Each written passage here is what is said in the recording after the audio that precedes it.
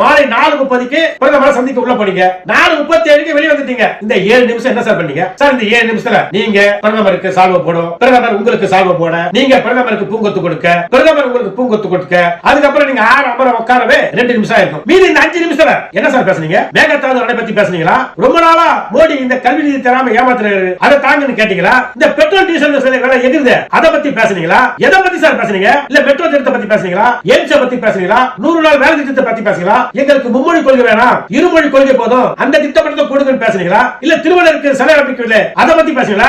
எதை பத்தி சார் பேசுனீங்க? சார் உங்க 2 பேருக்கும் ஒரே ஒரு ஒற்றுமை இருக்கு சார். ஏன்னா நீங்க 2 பேரும் பிரஸ் சந்திக்க மாட்டீங்க. அது மட்டும் இல்ல, மோடி எது பண்ணாலும் நேரு தான் காரணம், நீங்க எது பண்ணாலும் திமுக தான் காரணம். இதெல்லாம் சார் நீங்க 2 பேரும் ஒற்றுமை. அப்புறம் சார் பிரதமர் சந்திச்சு வெளிய வரீங்க, பத்திரிகையாளர் உங்களை கேள்வி கேக்குறாங்க, சிஎம் சார் பிரைம் மினிஸ்டர் சந்திச்சீங்களே, என்ன சார் சொன்னான்னு கேட்டீங்கன்னா, கரூர்ல வந்தீங்களே, அதை விட வேகமா போய் கார்ல ஏறீங்களே சார், என்ன சார் சொன்ன சிஎம்? நீங்களும் பிரதமர் என்ன பேசுறீங்க நான் சொல்லட்டுமா? பிரதமர் என்ன சொன்னார்னா, இங்க பார் வெளியே பத்திரிகையாளர் நிக்கிறான், அவங்க எந்த கேள்வி கேட்டாலும் பதில் சொல்லாத, அப்படி மீறி யாராவது கேள்வி கேட்டு நீ பதில் சொன்னா நான் அடிச்சா தாங்க மாட்டேன், 4 நாள் ஆட்சி நடத்த மாட்டேன், அதான சொன்னாரு. அத போய் இங்க சொல்ல முடியுமா நீங்க? அதுக்கப்புறம் சார் அது ஒரு பத்திரிகையாளர் ரொம்ப திமிர் பிடிச்சவன் சார். அவன் சொல்றான், தமிழ்நாட்டில இருந்து எந்த சிஎம் வந்தாலும் பிரஸ் மீட் பண்ணுவாங்க, மேடம் ஜெயலலிதா மேடம் வந்தா கூட பிரஸ் மீட் பண்ணுவாங்க, நீங்க பண்ண மாட்டீங்களேன்னு கேக்குறான் சார். அவனுக்கு தெரியுமா சார் சிங்கத்தை பத்தி பண்டிகை கேட்கலாம்னு? அவனை விடுங்க சார், அவன் ஒரு திமிர் பிடிச்ச பத்திரிகையாளர். அப்புறம் சார் உங்களால எங்களுக்கு வெளியே தலை காட்ட முடியல சார். பக்கத்துல இருக்கிற ஆந்திராவுக்கு போனா ஆந்திராவுடைய துணை முதலமைச்சர் பவன் கல்யாண் அவன் என்ன சொல்றாருன்னா, தமிழ்நாட்டுல